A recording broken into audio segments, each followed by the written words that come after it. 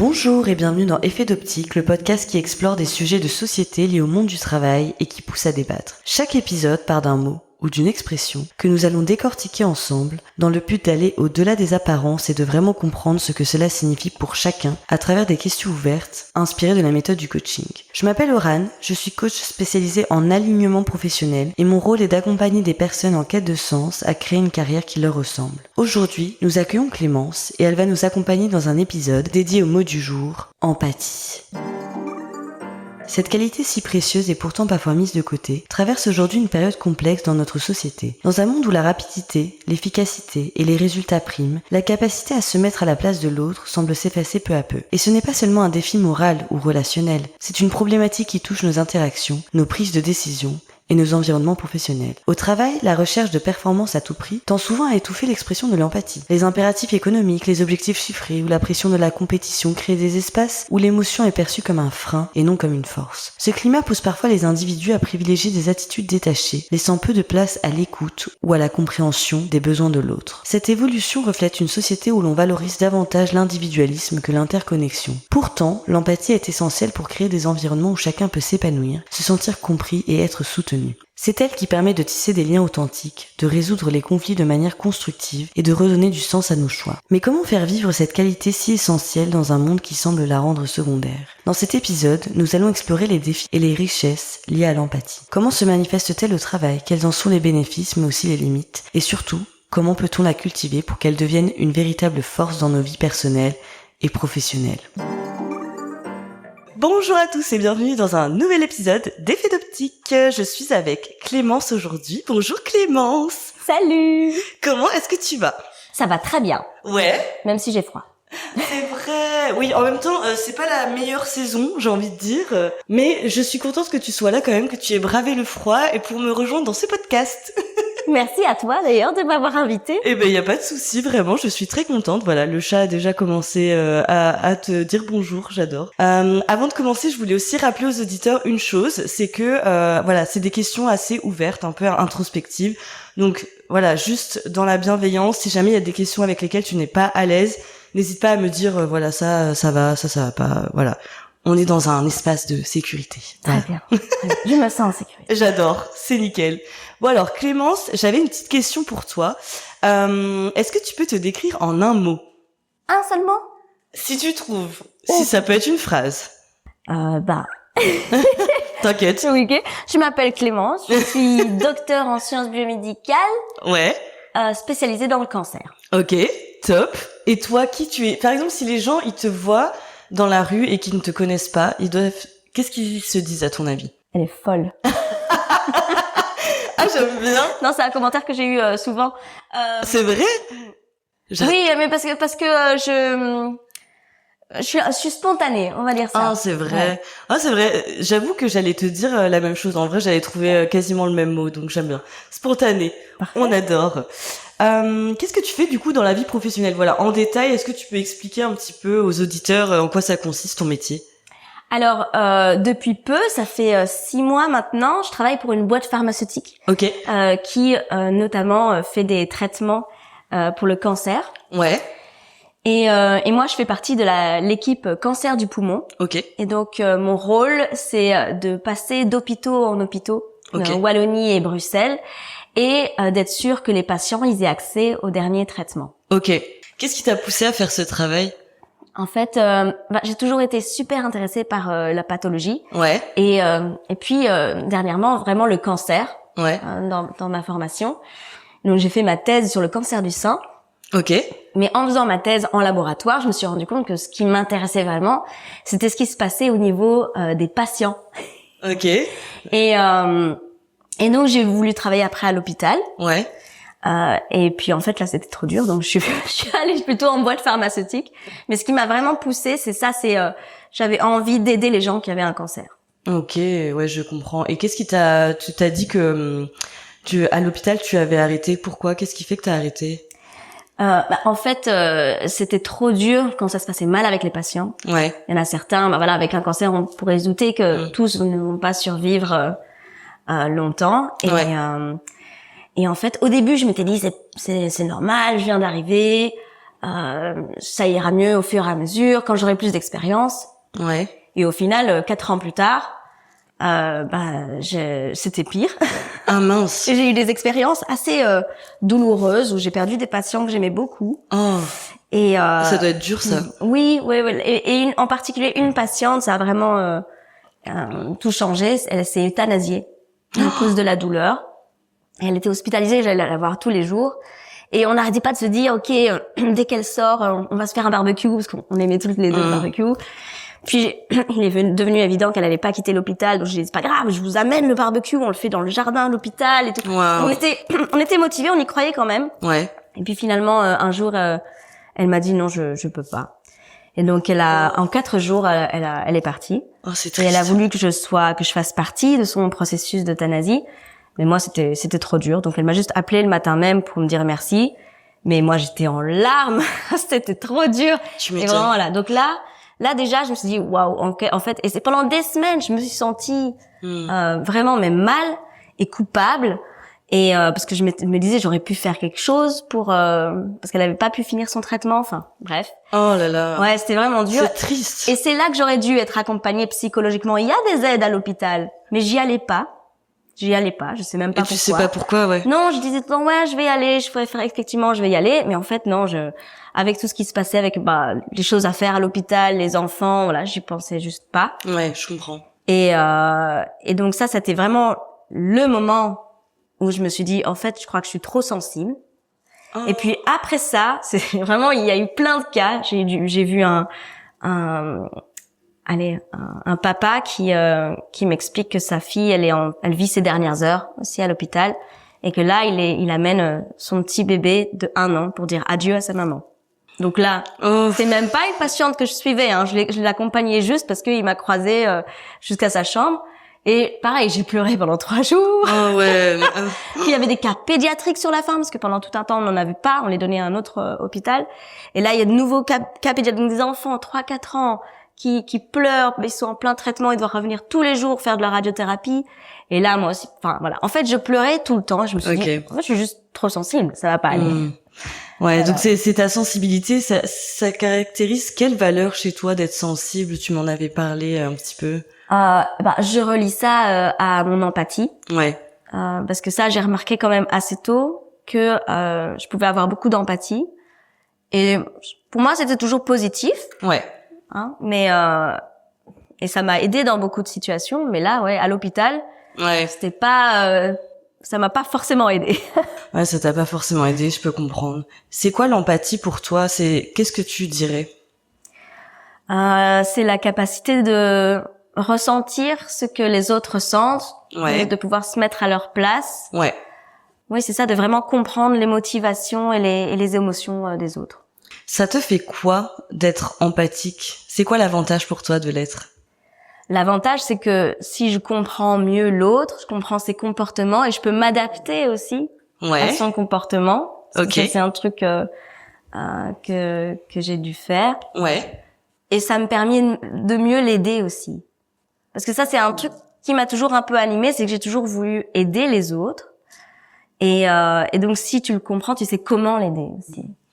Ah, c'est intéressant ça. C'est quoi le lien que tu fais entre l'aide à l'autre et le fait d'être empathique justement? Entre aider l'autre et l'empathie, c'est ça, c'est vraiment pouvoir déterminer que déjà la personne elle est en détresse. Ok. Il faut l'aider. Et maintenant, qu'est-ce qui va l'aider le plus? Par exemple, j'avais une patiente qui elle avait vraiment beaucoup de mal à suivre son traitement. Et c'est passé après l'euthanasie de ma patiente d'avant. Et donc j'avais très très peur qu'elle veuille arrêter son traitement. Parce qu'elle a déjà dit plusieurs fois pendant mes consultations, et je me suis dit, oui. Et donc du coup, j'ai essayé de me parler avec elle. Qu'est-ce qui vous fait lever le matin? Qu'est-ce qui vous motive? Qu'est-ce que vous aimez bien? Et elle m'a dit, j'adore les fleurs. Mais les fleurs jaunes. Elle m'a dit ça au détour comme ça d'une conversation pendant que j'étais avec elle. Je me dis, ah ok. Et donc tous les jours, avant son traitement, je lui ai amené des fleurs jaunes, oranges, enfin mais solaires quoi. Et elle a fini son traitement. Mais voilà. Mais c'est que parce que je sais que j'étais à l'écoute de ça que. Ouais, que t'arrivais à te mettre à sa place en fait finalement pour comprendre ses besoins quoi. C'est ça. Ah c'est chouette, c'est trop mignon. Est-ce que c'est bien, selon toi, d'être empathique? Oui, pour moi, ça a toujours été une bonne chose. Je pense qu'il faut être empathique. Ouais. Pour moi, ça peut pas être mauvais. Ouais. Enfin, ça peut être mauvais pour toi-même si ouais. Ouais, dans quel sens? Dans le sens où justement ça peut te faire du mal, comme moi là avec ma patiente. Je pense que pour les patients, pour les personnes que j'ai aidées, c'est une bonne chose. Ça les a aidés, ou au moins ils se sont sentis écoutés au minimum. Et mais pour moi, j'ai pleuré pendant des semaines. Donc ça m'est retombé un peu dessus, mais voilà. Mais ça reste bénéfique pour les autres. Ouais. Est-ce que tu penses que ton empathie, elle est innée chez toi? Est-ce que c'est quelque chose qui est là depuis toujours, ou est-ce que c'est venu avec, je sais pas, les expériences de vie ou ce genre de choses? C'est là depuis très longtemps, ça c'est sûr. Ouais. Mais à mon avis, ça a été exacerbé, si pas créé, oui, par des expériences dans ma petite enfance, je pense. Parce qu'il s'est passé beaucoup de choses à ce moment-là, et donc je pense que peut-être que moi, je me suis pas sentie aidée, je me suis sentie très seule, je pense aussi parfois. Et j'aurais aimé qu'on se mette à ma place et qu'on m'aide. Parce que j'ai eu des périodes vraiment où j'étais très mal dans ma peau et où je pense que voilà, j'aurais voulu avoir de l'aide. Et donc, je me suis fait cette réflexion il y a pas longtemps en me disant, en fait, peut-être que mon comportement, ce besoin de vraiment me dire, oh là là, il faut aider les gens, je pense que ça vient de ça. Ouais, souvent c'est lié. Hein. Ouais, je me trompe peut-être complètement. Non, mais moi je fais le lien. Mais je pense que oui, je pense que la plupart du temps c'est lié, et à mon avis, ça c'est un avis vraiment personnel, mais je pense qu'il y a toutes les personnes qui sont sensibles, hypersensibles même, toutes les personnes qui sont empathiques, à l'écoute de l'autre, etc. Je pense que très honnêtement, c'est parce que souvent il y a eu des expériences passées qui ont fait qu'on a aussi envie d'aider les autres, quoi. Donc en vrai, moi je rejoins assez ton idée là-dessus. Après, je suis pas psy, donc je sais pas. S'il y a des psys qui nous écoutent, n'hésitez pas à faire vos retours en commentaire. Mais c'est un sujet qui est quand même assez intéressant. C'est quoi l'inverse de l'empathie pour toi? Pour moi, c'est l'indifférence. Ah ouais. Ouais. Vraiment, ne pas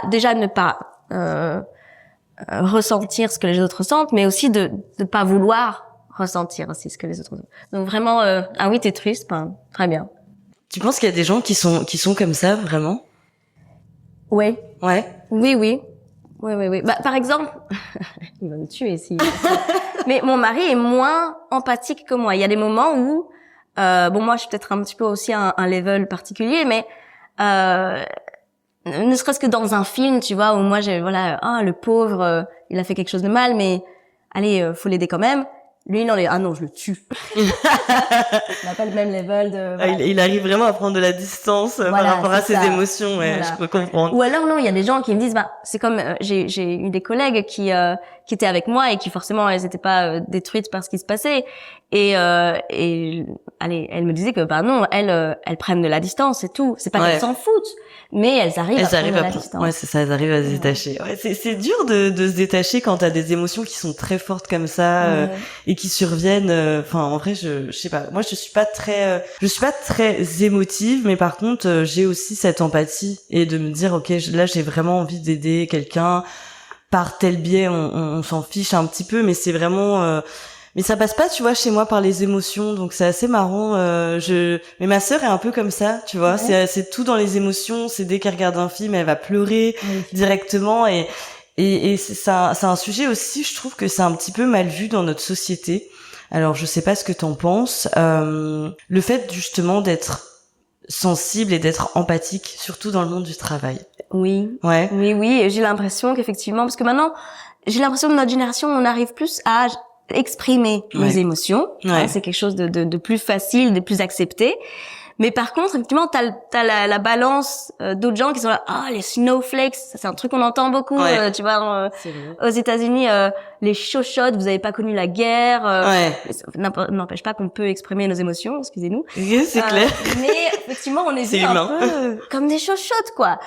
Et donc oui, j'ai l'impression que ça t'a déjà freiné au travail, alors au-delà de l'expérience que t'as eue à l'hôpital où, comme tu disais, du coup tu ressentais vraiment les choses et que t'étais sensible, etc. Est-ce que t'as eu d'autres expériences dans ton travail qui ont fait que ton empathie a été un frein? Il y a un truc qui revenait souvent, c'est que j'avais envie d'ouvrir un maximum d'études cliniques. Parce que c'est vrai. pour les gens qui sont dans des cas un peu désespérés, la seule option qui reste, c'est les études cliniques. Donc les nouveaux traitements expérimentaux, quoi. Ouais. Et moi, dans ma tête, je voulais ouvrir un maximum d'études cliniques pour que les gens aient accès à ce genre de traitement ou de manière de traiter. Ouais, ok. Et mais le problème, c'est que à un moment, mon équipe, elle m'a dit mollo peut-être, parce que c'est bien d'ouvrir des études cliniques, mais après il y a des gens qui doivent s'en occuper. Et c'était pas que moi, parce que j'avais pu travailler avec deux autres personnes qu'on avait engagées après moi, et elles allaient voir les patients, parce que moi j'ai commencé à freiner un peu justement le fait de voir les patients quand j'ai vu mon état. Mais du coup, moi, je continuais, ouais, on ouvre, t'inquiète, on rajoute telle étude, c'est bien. Et en fait, elles étaient dépassées, quoi. Donc oui, c'est un petit peu, quoi. Mais je suis sûre que si je réfléchis, il y a plein de trucs où ouais, mais d'office. Et à l'inverse, des expériences où ton empathie a vraiment été hyper bénéfique. J'espère, j'ai l'impression, tu vois, comme dans le cas de cette patiente avec les fleurs, que ça les a vraiment aidés, ça a soulagé un peu, enfin j'espère, leur traitement. Donc là, clairement. Ouais. En tout cas, dans ce sens-là, j'espère que ça a été le cas. Ouais. J'allais te dire un truc, justement, par rapport à ça, ça me vient. Est-ce que ton empathie, du coup, donc, est plus reliée finalement aux autres, ou est-ce que tu le fais pour toi? Parce que j'ai l'impression dans ce que tu me dis, il y a beaucoup de je le fais pour les autres. Ouais. Alors je me suis posé la question aussi. J'ai eu un gros moment de réflexion quand j'étais en congé maternité. Donc on n'a rien à foutre, leur autant s'introspecter un peu. Exactement. Voilà. S'il y a des gens en congé maternité, venez faire des coachings. Exactement, c'est l'instant. Vraiment. Et effectivement, c'est un moment où j'ai l'impression on remet tout en perspective, quoi. Et donc là, je me suis posé la question, mais en fait pourquoi? Parce que c'est vraiment quelque chose qui me pousse, quoi, tous les jours. Et en fait, je me suis rendu compte que non. Moi, j'aimerais penser que je le fais pour les autres, hein. Ce serait bien.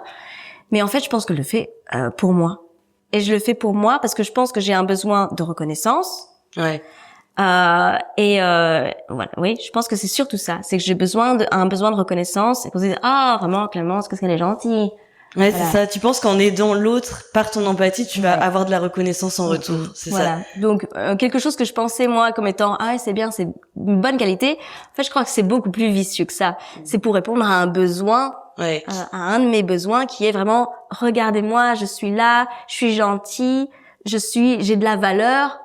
Voilà. Tu m'avais parlé un petit peu avant le tournage du podcast du syndrome du sauveur, quoi, finalement. Est-ce que tu penses que c'est ça que tu as, ou est-ce que tu penses que c'est lié? Alors, en fait, c'est une de mes amies psycho qui m'a dit ça un jour, qui m'a dit, mais je crois que t'as le syndrome de Superman. Ouais. Et j'ai pas vraiment regardé ce que c'était avant, justement, ce congé maternité. Ouais. Et en fait, quand je lis, oui, je pense qu'il y a de ça. Ouais, pour les auditeurs, j'ai pas les termes psychologiques exacts en réalité pour définir ce que c'est le syndrome de Superman ou du sauveur, mais c'est vraiment cette idée de qu'en sauvant l'autre, en fait, on a de la reconnaissance effectivement. Il me semble que c'est vraiment le besoin de reconnaissance qui est cherché, en fait, qui est voulu à ce moment-là.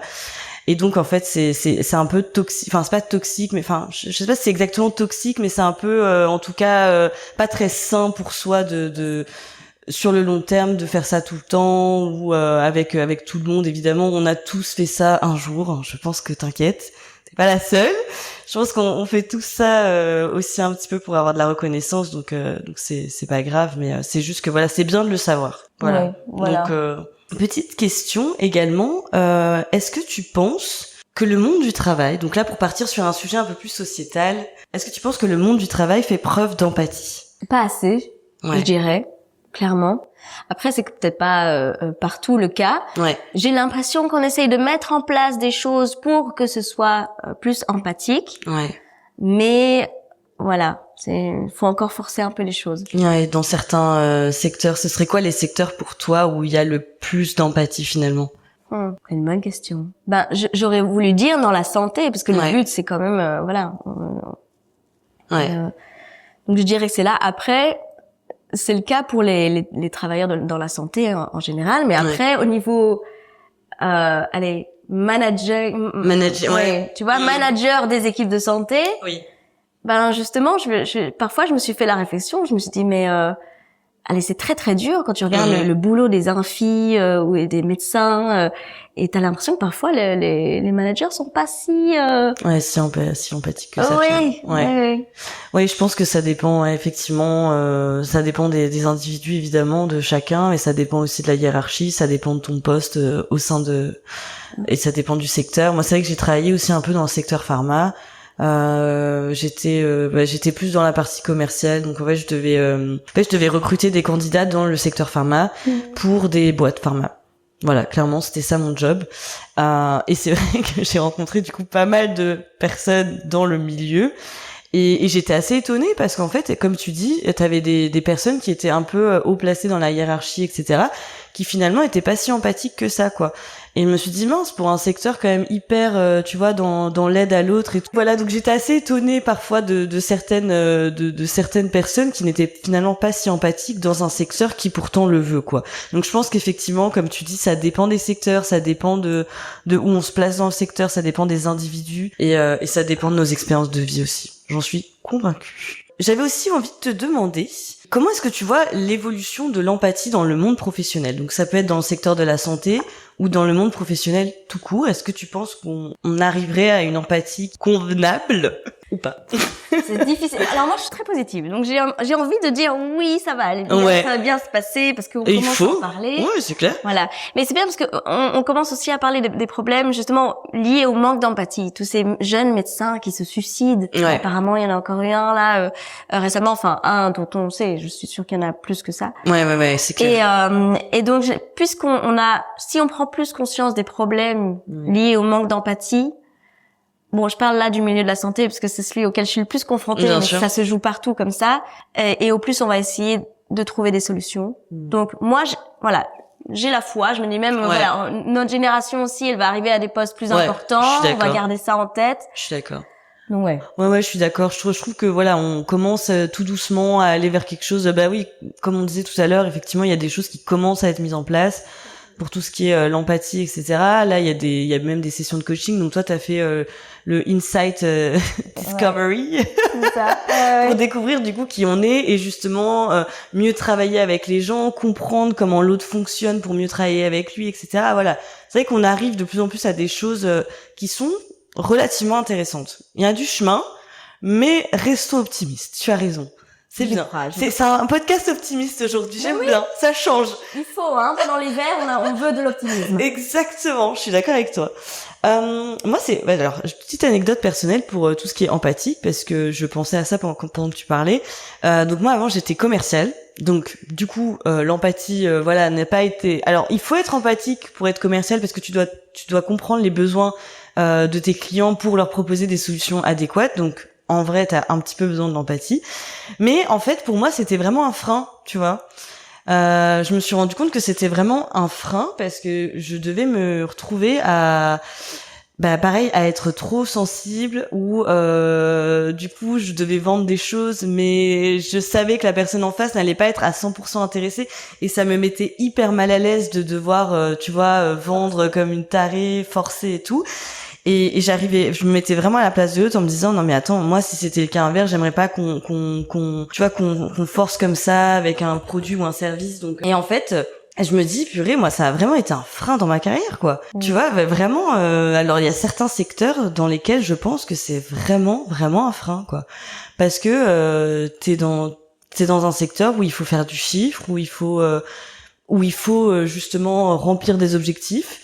Et en fait, t'as pas le temps pour finalement être empathique, tu vois. Donc, tu vois, je trouve que ça dépend quand même des secteurs et t'as vraiment je sais pas. Pour moi, t'as des secteurs dans lesquels c'est impossible d'être empathique. Et c'est dommage. C'est intéressant ce que tu dis parce que effectivement, déjà, moi, je l'avais pas. Quand tu m'as posé la question, où est-ce que c'est un problème d'être empathique, j'ai directement pensé, à ce que moi j'ai vécu et donc le trop plein d'empathie. Ouais. Non, effectivement, il y a des moments où rien, même une base d'empathie, c'est pas bon. C'est ça. Si tu dois forcer, c'est ça, les bénéfices et un truc comme ça. Et c'est ça, j'avais peur parce que maintenant je suis en industrie pharmaceutique. Ouais. Et quand j'ai sauté le pas de l'hôpital à la pharma, ben, ça m'a fait peur et je me suis dit, ouais, mais alors du coup, là, l'objectif sera pas le même. Ouais. Et c'est vrai. Et du coup, heureusement, c'est une chasseuse de tête qui m'a justement parlé de ce job et qui m'a dit, bah, franchement, de toutes les boîtes pharma, si tu dois en commencer par une, prends celle-là parce que c'est censé être la plus humaine. Bien et sûr. effectivement, j'avoue que moi, j'avais très peur, mais ils font bien attention à mettre d'abord le patient en avant. C'est chouette. Franchement, c'est trop bien. J'avais besoin de ça parce que s'il y avait pas ça, j'aurais pas tenu longtemps. C'est ça. Ouais, puis t'as des équipes où c'est pas comme ça, effectivement. T'as vraiment eu de la chance et c'est cool. Bah, c'est bien de trouver un travail qui nous correspond. Voilà, je ne le répéterai jamais assez, mais c'est important. C'est clair. Je vais passer à la conclusion. Es-tu prête pour la petite conclusion? C'est parti. Alors, conclusion coaching. Alors, des fois, en coaching, donc, bon, c'est pas des fois, c'est le protocole veut, enfin, pas de protocole, mais la méthodologie veut que on fasse une conclusion, tu fasses une conclusion sur qu'est-ce que tu as appris sur toi au cours de la séance. Bon, là, c'est pas vraiment une séance de coaching, mais on a parlé de pas mal de choses et t'as dit des choses super intéressantes. Donc, ma question, c'était, qu'est-ce que t'as appris sur ta notion de l'empathie? Qu'est-ce que t'as appris sur toi-même aujourd'hui? Alors, je dirais que ça confirme qu'effectivement avoir de l'empathie c'est une bonne chose. Maintenant, faire attention à ce que ce soit pas lié à un syndrome de Superman. Et ça, j'avoue que je l'avais un peu laissé de côté. Ouais. Mais c'est quelque chose auquel, voilà, quand on en a conscience, si c'est le cas, je pense qu'il faut bosser là-dessus, parce que c'est qu'il y a quelque chose de pas résolu. Ouais, je suis d'accord. Donc, oui, c'est vrai, effectivement. Donc je vais donc prendre rendez-vous chez le psy. Et je vais travailler là-dessus. Voilà, ça c'est ma conclusion principale. Je dis il faut aller chez le psy. Écoute, en vrai c'est pas mal, hein, si ça peut te. Écoute, mais voilà. Voilà, tout le monde a besoin en soi, c'est bien. C'est bien de le dire. Voilà, mais ce que j'en vois pour moi-même, c'est vraiment ça. Je me dis c'est vrai qu'en fait, il faut travailler là-dessus. C'est bien, c'est chouette que tu t'en rendes compte aussi, quoi. Et quel conseil tu donnerais à quelqu'un finalement qui est empathique comme toi? Ouais, tout simplement. Ouais, qu'est-ce que tu donnerais comme conseil à quelqu'un qui est empathique comme toi? Alors, tant que c'est pas trop, allez, que ça te retourne pas trop dans la gueule comme moi, surtout reste empathique et ne te laisse pas, n'essaye pas de réfréner ton empathie. C'est vrai. Parce que, je pense que ça reste bénéfique. C'est vrai. Je pense, et il en faut, et c'est pas parce que le monde autour de toi n'est pas empathique qu'il faut le réfréner. C'est vrai. Il faudrait pousser plutôt les autres à devenir empathiques. Ouais, je suis complètement d'accord avec toi. Et aussi, du coup, je rajouterais même que c'est important, du coup, de trouver un métier ou un secteur dans lequel tu peux exercer ton empathie et que tu peux être toi-même, en fait, tout simplement, quoi. Donc, trouver quelque chose qui te ressemble et pas te dire, ok, je suis trop empathique, alors je vais changer et pour tel secteur, non, tu vois. C'est vraiment trouver un métier qui vous ressemble, exactement comme t'as dit, ne pas réfréner son empathie, on est comme ça, quoi. Ouais, oui, c'est bien de l'être, donc autant garder ça comme une qualité, plutôt que de voir ça comme un défaut. Voilà, écoute, merci pour ton honnêteté, ton partage précieux, ça m'a fait vraiment plaisir de faire ce petit podcast. Avec plaisir. Et puis, nous, on se retrouve pour un prochain épisode d'Effet d'optique. En attendant, n'hésitez pas à écouter les anciens épisodes et si vous voulez me contacter pour un coaching professionnel, mon email est en description du podcast. Merci beaucoup d'avoir écouté Effet d'optique et à bientôt.